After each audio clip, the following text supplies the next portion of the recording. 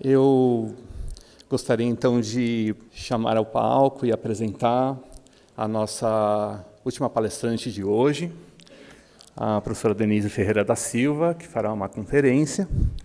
A Denise ela é professora e diretora do Institute of Gender, Race, Sexuality and Social Justice da University of British Columbia, no Canadá. Ela é professora adjunta na Faculty of Art, Design and Architecture da Monash University, da Austrália, e professora visitante de Direito da School of Law, Birkbeck University of London, Inglaterra. A Denise é autora de Toward a Global Idea of Race, da University of Minnesota Press, livro lançado em 2007.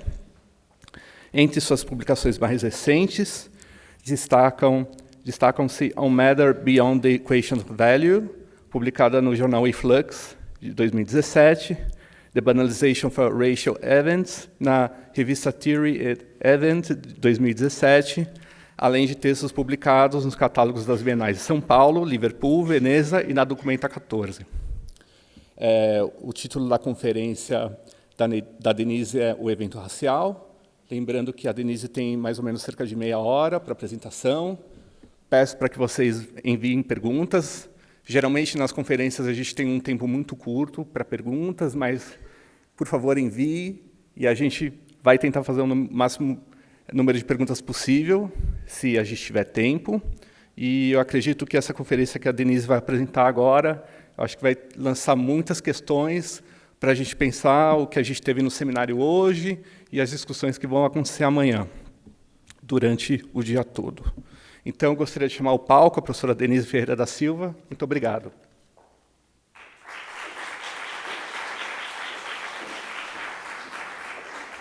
Oi, boa tarde. Vocês estão me ouvindo? Dá para ouvir? Tudo bem. Obrigada, André, pela introdução. Eu também gostaria de agradecer as pessoas envolvidas na organização do evento, Adriano Pedrosa, André Mesquita e Lilia Schwartz. Agradecê-los pelo convite e também agradecer a Cíntia, a Isadora, a Isabela e outras pessoas envolvidas por me ajudar a chegar aqui e estar preparada para entrar nessa conversa. Bom, eu tenho 30 minutos, eu acho que eu vou falar menos de 30 minutos, eu não tenho certeza. Ou talvez eu fale, porque eu vou ler, então tenho controle do texto. Mas antes de começar o texto, eu queria falar que esse não é um texto acadêmico típico, embora ele se pareça com um texto acadêmico típico, porque, de alguma forma, o método que eu apresento no final do texto organiza a própria estrutura do texto. E vocês devem reconhecê-lo por causa das repetições. Eu vou começar com duas passagens de duas pessoas diferentes, em lugares diferentes e momentos diferentes do mundo. A primeira é da crítica e professora de inglês, de literatura inglesa, Hortense Spillers, e é sobre as marcas da tortura durante a escravidão. E Spillers fala: nós podemos muito bem perguntar se esse fenômeno de marcação, as cicatrizes da tortura, realmente se transfere de uma geração para outra, encontrando suas várias substituições simbólicas em uma eficácia de significados que repetem os momentos iniciais. A segunda passagem é de um texto de George Frederick Cook, que foi publicado no final do século XVIII, começo do século XIX. E no texto ele fala: eu não vim para aqui para ser insultado por um conjunto de infelizes. Cada tijolo de sua cidade infernal é cimentado com sangue de um africano. 4 navios deixaram o porto de Liverpool naquele dia de verão, em 1769, entre eles o Unity, que foi um dos mais de 100 navios escravos que carregaram alguns dos 1,5 milhões de pessoas que comerciantes de Liverpool transportaram nos 100 anos durante os quais a Grã-Bretanha liderou o comércio de escravos. Quase um ano depois, enquanto o Unity navegava na linha inferior do comércio triangular entre a Europa, a África e as Américas, em junho de 1770, o capitão do navio registrou várias tentativas de insurreições pelos 435 cativos a bordo. Um pouco mais de 200 anos depois, em julho de 1981, Os residentes negros de Toxteth se revoltaram depois que a polícia de Liverpool prendeu um jovem negro. E o bairro seria queimado novamente em 2011, após um policial londrino matou um jovem negro, Mark Dugan, em Tottenham. Neste experimento, eu leio essas insurreições como iterações de uma composição, o evento racial, uma composição que expõe o papel da violência total e simbólica, quer dizer, da violência colonial e racial, na acumulação do capital. Não somente, como argumentam os teóricos de materialismo histórico, no momento chamado de acumulação primativa. Minha proposição é derivada de uma leitura não histórica e contra a flecha do tempo. Uma leitura que expõe como a violência colonial, violência racial, é integral porque propicia a matéria e a energia ao capital global. Toda e qualquer crítica do capital que não tome este fato em consideração é, como todas têm sido, limitada, incompleta e, como nós já sabemos, basicamente incapaz de prover um retrato adequado dos mecanismos jurídicos, econômicos e simbólicos que mantêm a maioria da população do planeta, incluindo os mais que humanos, numa precariedade sem fim. Esta proposição resulta de uma confrontação com as bases metafísicas e epistemológicas do pensamento moderno, mas não se preocupem. Hoje eu só vou indicar alguns pontos de divergência que tocam nos aspectos ontoepistemológicos e apresentar um exemplo deste método de leitura que expõe esta relação entre a violência racial e o capitalismo. E esse exemplo toca nos aspectos metafísicos e metodológicos. Mas eu vou fazer isso muito brevemente. A minha exposição vai ser limitada, precária, incompleta, porque eu excluo a maior parte, que talvez seja a mais importante, do esforço analítico e criativo que a possibilita. Talvez seja mais uma provocação do que uma apresentação, mais um convite para um engajamento mais atencioso com a colonialidade e a racialidade, um engajamento que não as tratem como elementos do passado histórico e epistemológico, mas como fatores atuais, operativos, na composição jurídica, econômica e simbólica, que é o capitalismo global. Os pontos de divergência têm a ver com os limites do arsenal crítico disponível. Uma breve observação do quadro crítico contemporâneo revela que mesmo aqueles que atendem aos efeitos da racialidade não conseguem lidar com as suas operações mais profundas e mais efetivas. Por várias razões, mas principalmente porque os instrumentos disponíveis são sustentados pelos pilares epistemológicos, a separabilidade, a determinabilidade e sequencialidade, os pilares que também sustentam a colonialidade como uma modalidade jurídica caracterizada pela violência total e a racialidade como uma modalidade científica de que produz instrumentos de violência simbólica.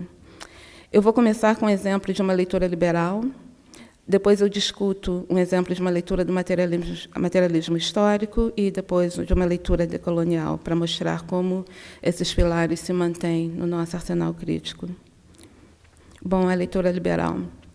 O que me interessa no texto da teórica política americana, política norte-americana, Wendy Brown, é como a separabilidade permite a negação da relevância política da racialidade. Esta aparece em duas distinções.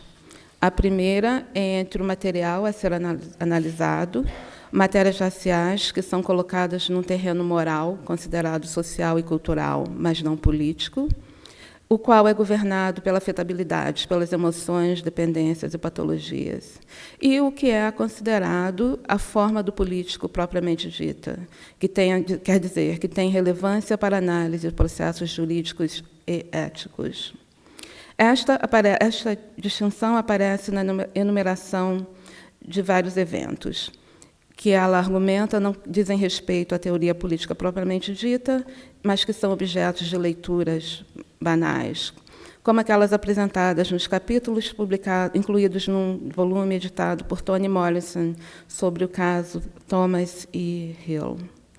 A segunda distinção, a qual, na verdade, opera dentro e através da primeira, é constitutiva do pensamento moderno. Nesta, a racialidade produz uma figura de um sujeito político adequado, um ser autodeterminado, autorregulado, transparente, e também constitui sujeitos afetáveis patológicos, que são os não brancos neoeuropeus, que têm uma relevância moral, social e cultural apenas.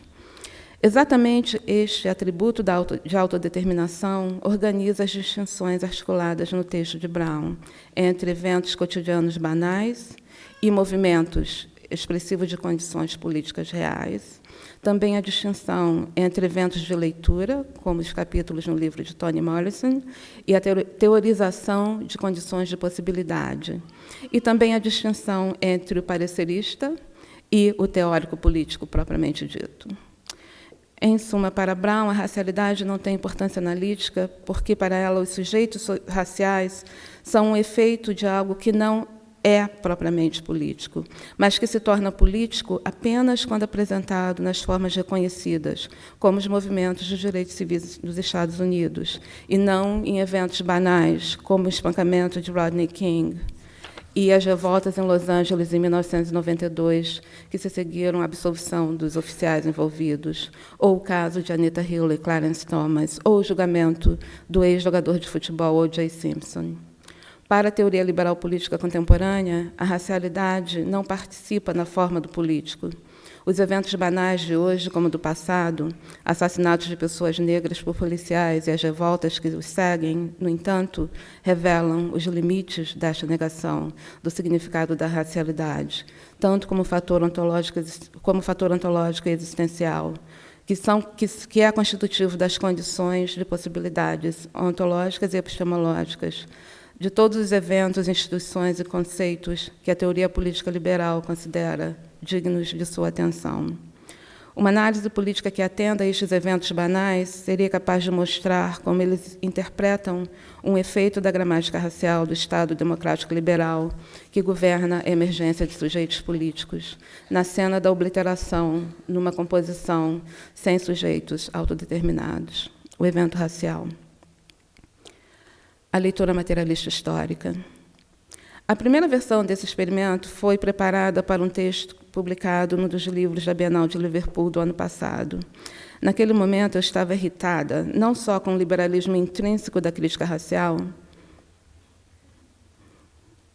mas também com uma onda recente da filosofia europeia contemporânea, que está marcada por recuperações de um projeto comunista na política dos comuns, e que reduz a diferença racial e a diferença cultural ao status de ferramentas ideológicas do neoliberalismo.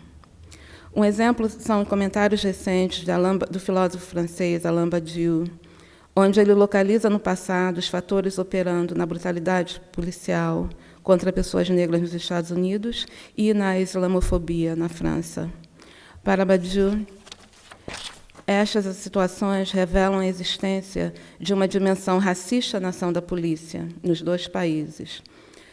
Nos Estados Unidos, o problema se remonta ao passado, à escravidão. Ele argumenta, é um problema estrutural que faz parte de toda a história do país desde o início. Não é o mesmo caso na França. E aí ele explica a islamofobia como causada, por um lado, pelo capitalismo e, por outro lado, pelo fato de que, depois da guerra da Algéria, os argelinos se mudaram para a França, ficaram pobres, e por isso que eles são discriminados. Logo depois desta distinção espacial e histórica, ele imediatamente desloca o racismo nos Estados Unidos para um outro momento, um momento já superado. E aí Badiou de novo. Por um lado, podemos interpretar brutalidade policial, mesmo quando o presidente que é negro, como uma expressão de um racismo fundamental contra os negros. Por outro lado, não é o caso.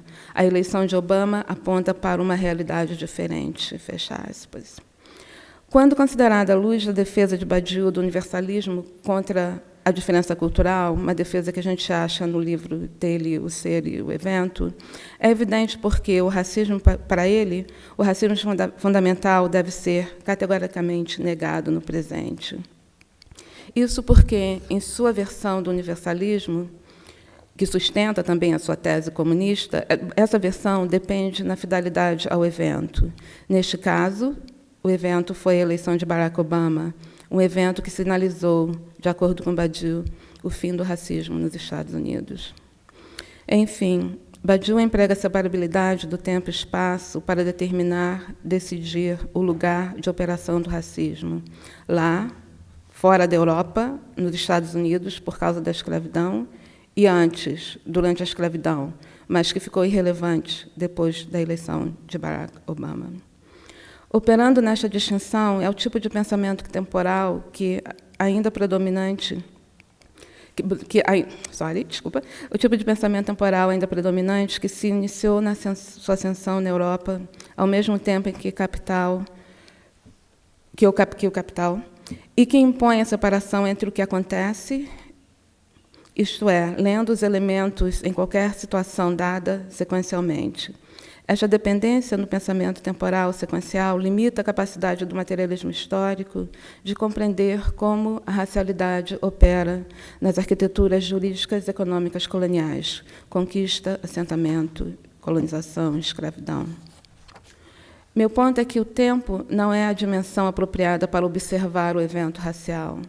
O entendimento do evento racial requer a explosão das restrições epistemológicas do pensamento moderno, na qual a diferença racial e sua gêmea, a diferença cultural, é um mero referente de uma outra época e de um outro lugar. A leitura decolonial. Apesar desta relação se manifestar em camadas diferentes e de maneiras diferentes, críticos do capitalismo global lidam com a diferença racial como matéria já organizada pela separabilidade, porque eles trabalham dentro da sequencialidade e da determinabilidade. Então, deixa eu situar esse argumento com comentários no textos escritos por Aníbal Quijano sobre a colonialidade do poder. Até um certo ponto, a minha própria posição em relação à tríade capital, racial e global é similar à de Quijano. Eu também acredito que o racial reconfigura o colonial ao nível do político simbólico, mas as semelhanças acabam aí. A separação sociológica clássica entre a estrutura e a cultura, ou a ideologia, ou entre o econômico e o social, sustenta a tese de Quijano sobre a relação entre a racialidade colonial e o capital. Essa separação permite a tese de que a raça, como diferença racial, emerge como mecanismo de dominação colonial, princípio de classificação social que faz a distinção entre dois tipos de trabalho: trabalho remunerado, branco europeu, e trabalho não remunerado, não branco, não europeu. De acordo com Quijano, a raça ou a colonialidade do poder opera no capital global, guiando a distinção entre trabalho remunerado e trabalho não remunerado. E disso resulta uma totalidade heterogênea que se constitui por meio de articulações de todas as formas históricas, são, entre aspas, formas históricas de controle do trabalho em torno da relação capitalista salário-trabalho, e que assume a forma de atribuição, aspas, de todas as formas de trabalho não remunerado às raças coloniais e trabalho remunerado aos colonizadores brancos. Sem violar a noção materialista clássica, histórica materialista clássica de que o trabalho remunerado distingue o capital, Quijano atualiza o argumento antigo de que a raça emerge sob o colonialismo enquanto mecanismo de controle de trabalho, organiza o capital global ao introduzir uma hierarquia na categoria do trabalho que facilita a exploração de não-brancos, não-europeus em todo o mundo. Ao longo da análise, no entanto, a raça aparece como evidência, matéria social, e não como categoria econômica que, ao ser considerada, permite uma recontextualização do conceito econômico do capital, que pode nos ajudar a compreender a sua configuração mais nova, ou uma colonialidade capitalista do poder global. Enfim, para Quijano, a classificação racial e as hierarquias raciais são exteriores, analiticamente, à própria produção capitalista de valor, porque esta requer trabalho remunerado. Por esta razão, ele fornece uma descrição da triade colonial, racial e capital facilmente inteligível, precisamente porque a temporalidade é linear, ou a flecha do tempo, nos força a confrontar o ponto de partida, que é o que o racial, como mecanismo colonial, permanece, através da qual o racial, como mecanismo colonial, permanece anterior ao capital global, propriamente dito. Contra a flecha do tempo, eu proponho, então, uma figuração fractal da triade colonial, racial e capital.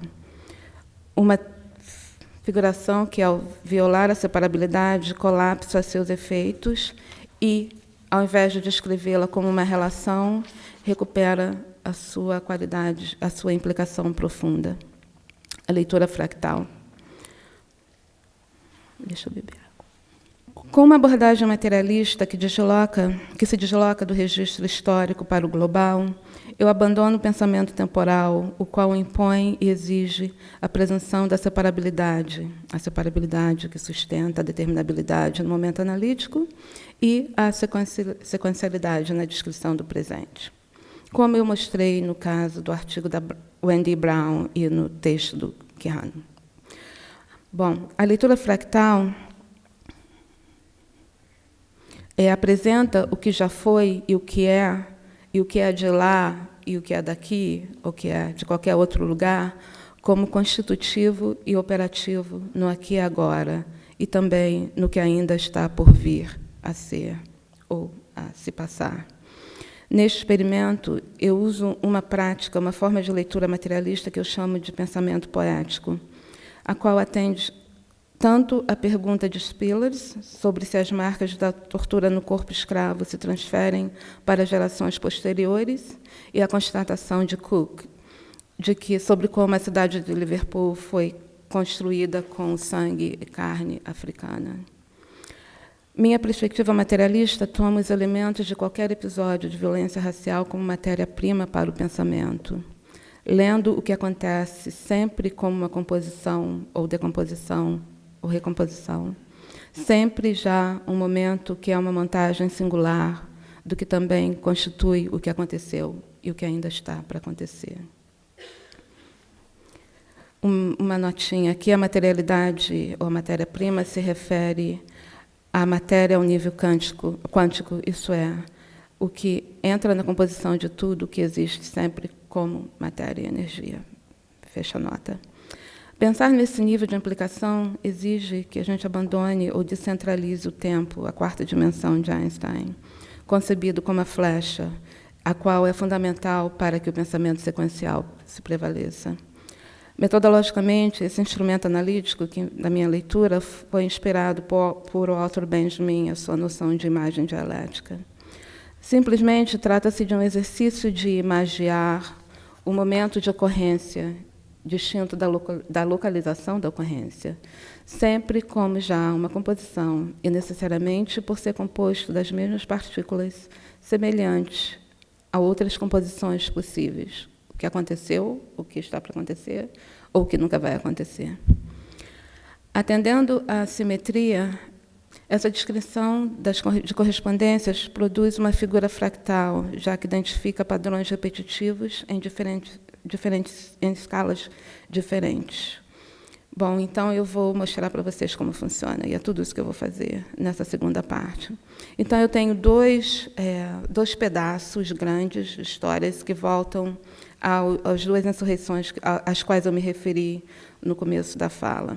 Então, de um lado, tem uma entrevista da BBC News em 2011 com um policial de Liverpool, que foi implantado para conter as revoltas em Tottenham.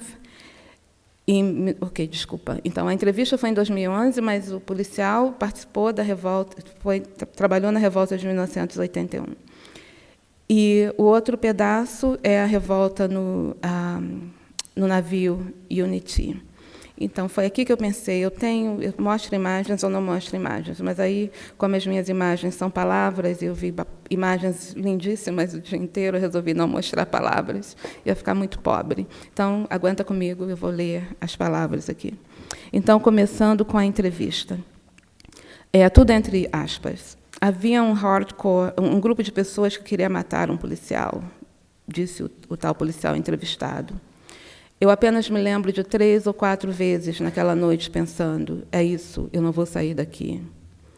Uma dupla de oficiais mais antigos vieram até mim e disseram: um policial foi morto, alguém teve a perna cortada, alguém foi decapitado com uma espada. Tudo isso aconteceu em Liverpool, em 1981, segundo esse policial.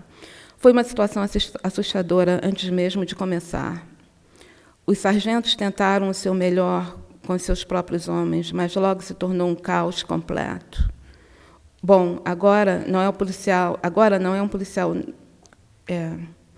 nenhum policial vai ser colocado na posição em que ele pode ficar ferido tão gravemente.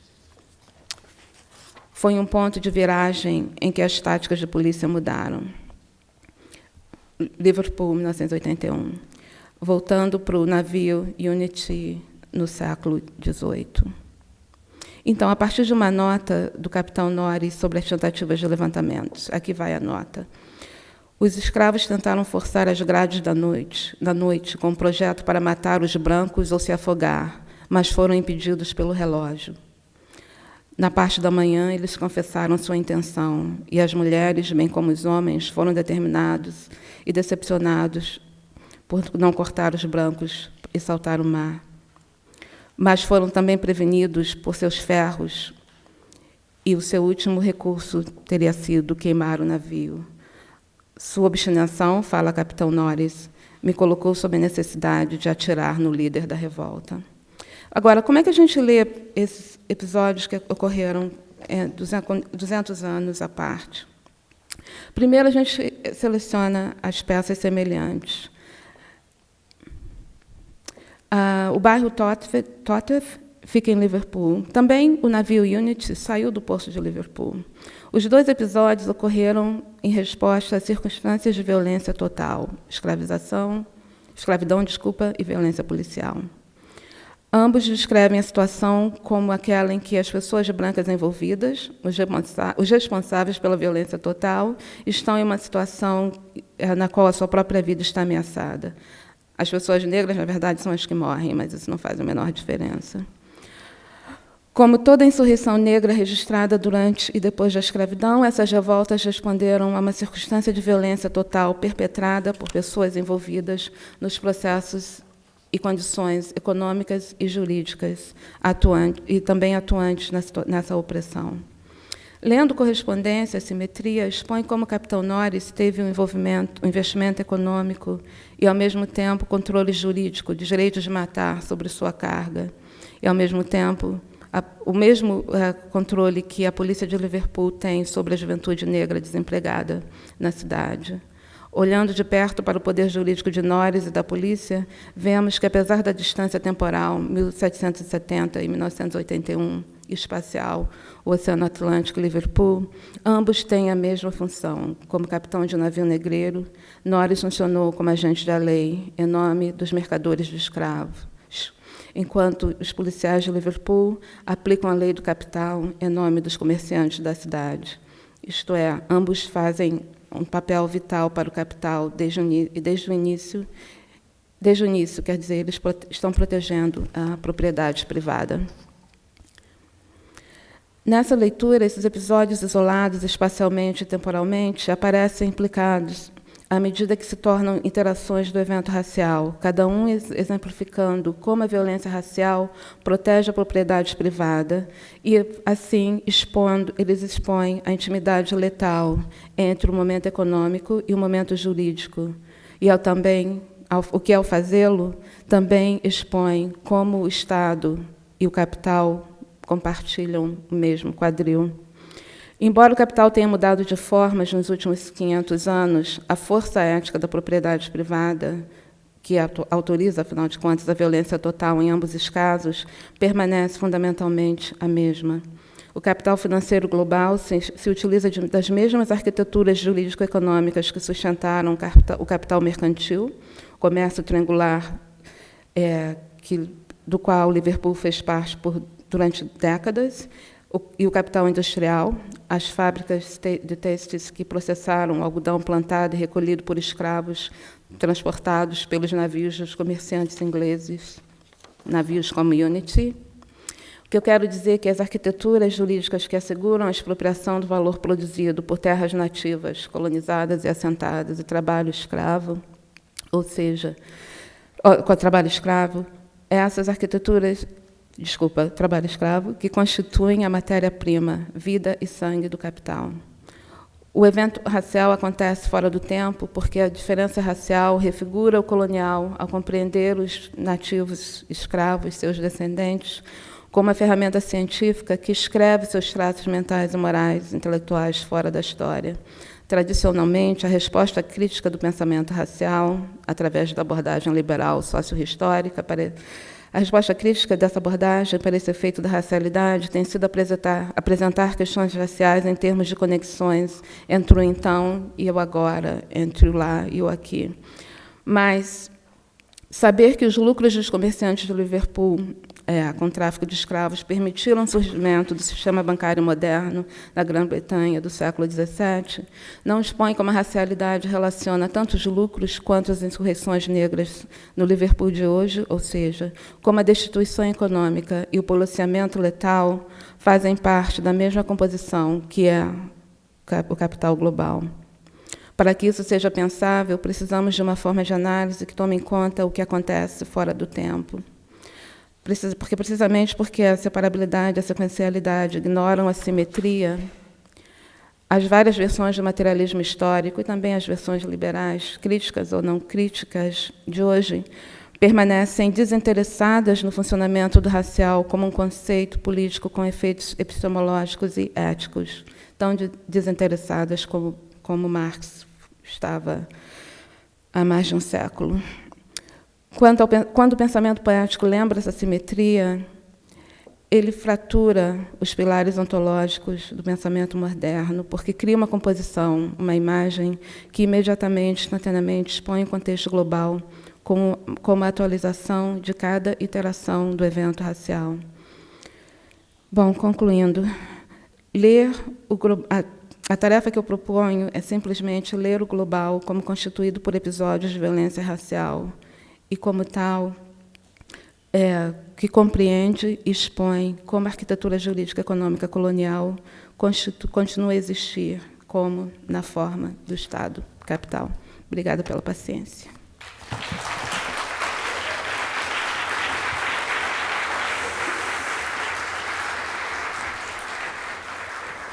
Obrigado, Denise, por sua conferência. Bom, nós ainda temos algum tempinho aqui para as perguntas. Queria, então, te passar a primeira pergunta que eu recebi, que é a seguinte. Levando em conta a crítica ao tempo histórico que você acabou de mencionar, como você vê, por exemplo, o uso da palavra história no plural como uma forma de descolonizar o museu? Quer dizer, acho que isso é uma coisa que apareceu em diversas apresentações, né? A busca de histórias. Então, você vê essa possibilidade mesmo como mudança? Bom, está me ouvindo, né? Bom, de uma forma, o uso do plural, histórias, claro que já indica uma crítica a uma certa concepção de história que exclui e envelopa e, na verdade, minimiza os efeitos políticos, tanto do capitalismo nesse momento, como do capitalismo em outros momentos no tempo, né? Quando a gente fala de história, a gente está sempre falando no tempo. Então, tem um avanço, tem uma pluralização, mas eu acho que, ainda, a pluralização não chega até o fundo, não chega até o centro do que é crucial quando a gente fala tanto sobre como a colonialidade e a racialidade funcionam como mecanismos políticos, porque as histórias, porque falando de histórias pode dar uma sensação de inclusão, e a inclusão como si mesma sendo a resolução, mas a gente sabe aqui no Brasil, né, a gente teve políticas de inclusão por 10 anos, de 2002 até o final antecipado brutalmente do governo da Dilma, e a inclusão, e isso não, na verdade, não resolveu o que talvez seja, que com certeza da minha visão é o aspecto principal da racialidade, da colonialidade, que é a violência do Estado contra as populações negras e indígenas. Então tem que ter um outro momento, né? Não é só contar as histórias, como a gente fala dessas histórias, como essas histórias são apresentadas, tem que ir para um pouco mais baixo, tem que ir um pouco mais fundo. Essa seria a minha visão.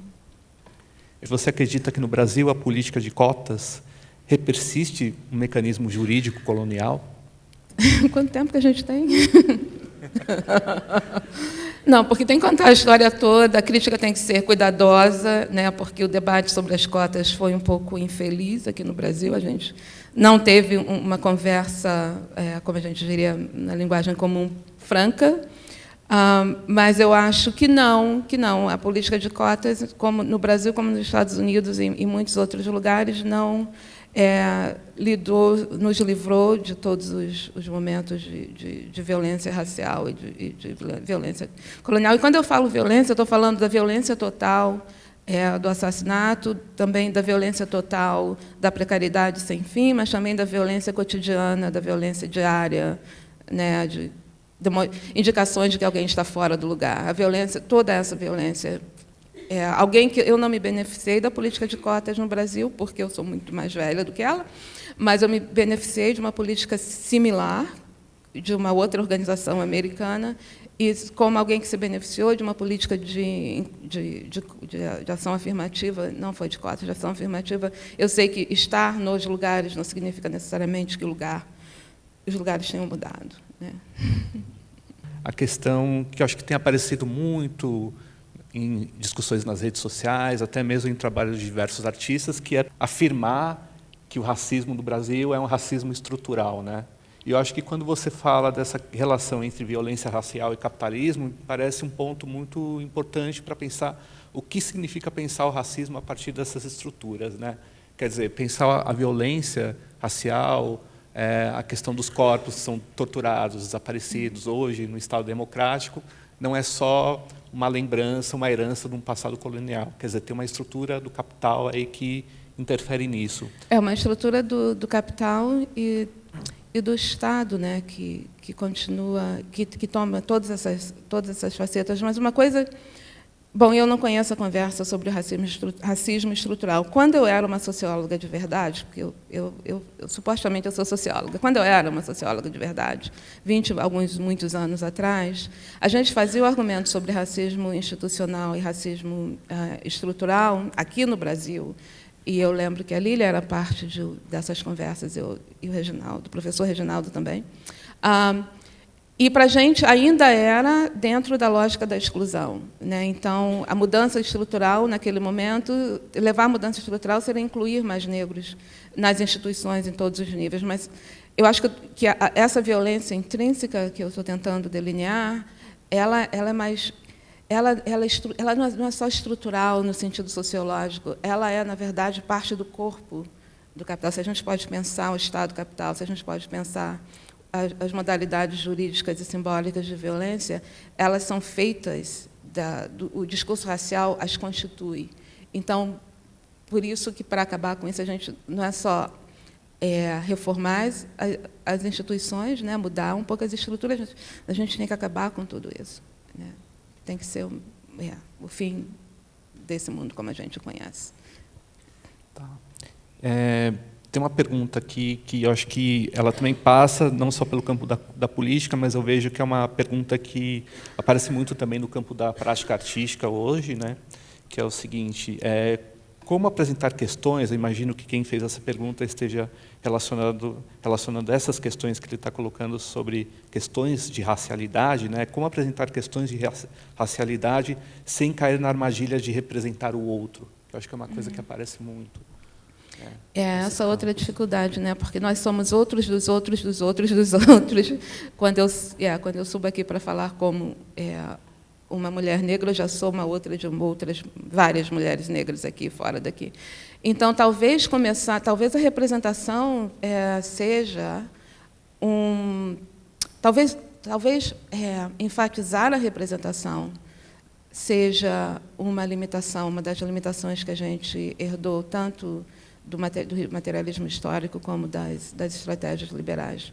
Talvez a gente possa delinear um espaço crítico que, mesmo que quem esteja falando, de alguma forma, tem algumas coisas semelhantes a outras pessoas, mas a delineação do espaço crítico é mais sobre um modo de intervenção do que sobre uma autoridade que vem pelo fato de eu existir como tal. Eu não estou dizendo que a representação não seja importante, eu não estou dizendo que todas as discussões sobre apropriação, e eu moro no Canadá, e apropriação cultural em relação à cultura das nações originárias, tradicionais do Canadá, está por todo lado, e acontece, e não over and over again, sempre, sempre, sempre.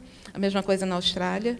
E, de uma certa forma, toda a história, a autorrepresentação brasileira é uma apropriação cultural sem fim, né? Porque, né, a identidade cultural brasileira está baseada nas culturas de origem africana. Então, anyway, eu estou falando, eu só acho que talvez esteja na hora, talvez tenha sido um momento importante nos anos 70, mas principalmente nos anos 80, a ênfase na representação e no reconhecimento, mas agora a gente tem que juntar mais instrumentos, mais armas para o arsenal.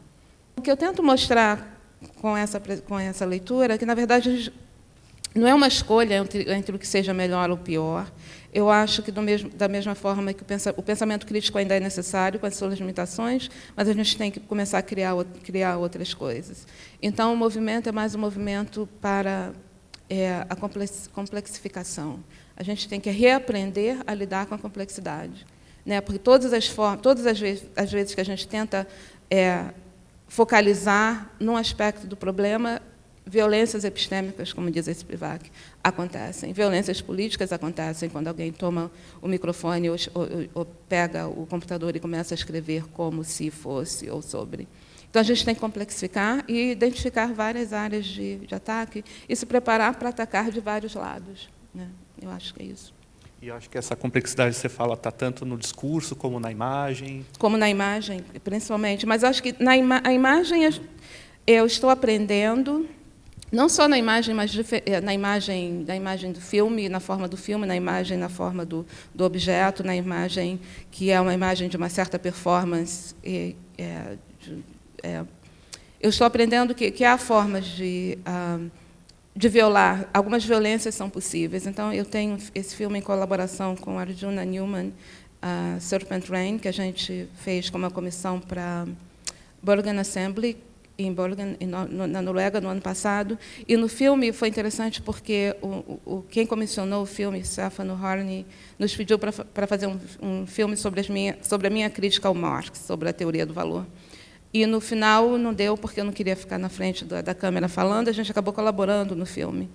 E a questão principal da colaboração foi, bom, a minha tese é uma tese que a gente tem que sair do tempo, ignorar o tempo, chega do tempo. E a gente estava fazendo um filme, né? Então, como é que faz um filme sem tempo? Bom, o filme, claro que o filme tem 30 minutos, mas só que todas as estratégias de corte e de seleção de imagens e de tempo que a gente passa do tempo que leva em certas passagens, tentam interromper uma certa sensação do tempo que passa. Então, o filme, na verdade, é sobre o corte, mais do que qualquer outra coisa. Então, claro que existem estratégias, só que deixa para lá. Eu acho que todos os formatos a gente pode usá-los e reorganizá-los, redefini-los para isso. Tem uma última pergunta aqui, Denise, e eu acho que é a questão do corpo, né? Que também apareceu hoje muito nas apresentações. Como a rejeição do corpo negro se liga ao pensamento moderno sobre o corpo? Bom, a gente sabe, né? A gente tem tido essa conversa por muito tempo, não só em termos... Bom, são várias tem uma dimensão que tem a ver com como é que eu vou dizer, com a cristianidade, né, e suas distinções, e as adaptações diferentes dessas distinções entre o claro e o escuro, o evil e o mal e o bom, que estão associadas com negritude, com A negritude não funciona muito bem falando de blackness, mas com negritude tem o sistema, tem a valorização estética, que é sempre também uma valorização ética, né, do corpo branco, principalmente quando você pensa em termos de gênero. Né, a desvalorização do corpo da mulher negra não tem só a ver com, não, feia, não atraente, mas também tem a ver com uma certa visão de acesso sexual. Né? Então, que aí tira a mulher negra do espaço protegido do patriarcado, não que a gente queira esse espaço, mas, de qualquer forma, ser extraída por causa de um corpo negro desse espaço abre para um acesso para violências, né, para contatos não desejáveis. Mas o que eu tenho tentado fazer é pegar exatamente todos esses momentos de violência animados pela negritude e lê-los como referência para um outro mundo. Né? Essa violência, na verdade, diz que há uma possibilidade, desde o corpo negro, de pensar e viver num mundo diferentemente.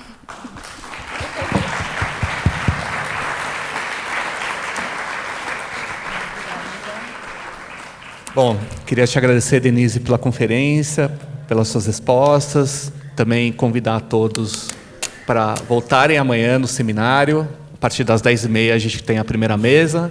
E, enfim, muito obrigado pela atenção de todos e até amanhã.